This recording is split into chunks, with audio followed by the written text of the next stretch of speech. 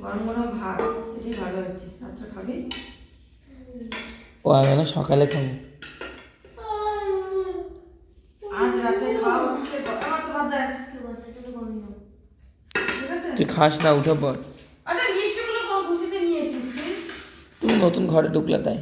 বাবা আচ্ছা হাঁসের ডিম, না ও তো ডিম হাঁসের ডিম খাবে না, যেটা খাবে ঠিকই আছে, খাওয়ার পরে না ভাত দেবো। আর না আর না, ভাত ভুত ভালো লাগে রাতে না। মূলো দিয়ে ডাল, কি সব রান্না করেছে। ঠিক আছে? আর এটা হচ্ছে ফুলকপি দিয়ে হচ্ছে হাঁসের ডিমের গল্প করেছে।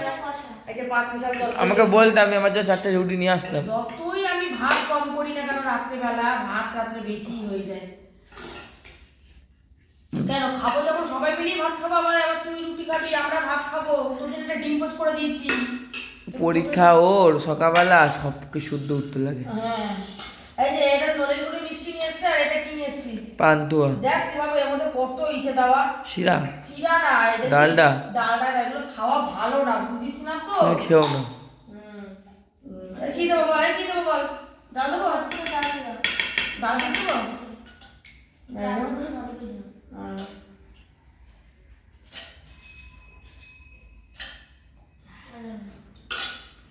আর এই তো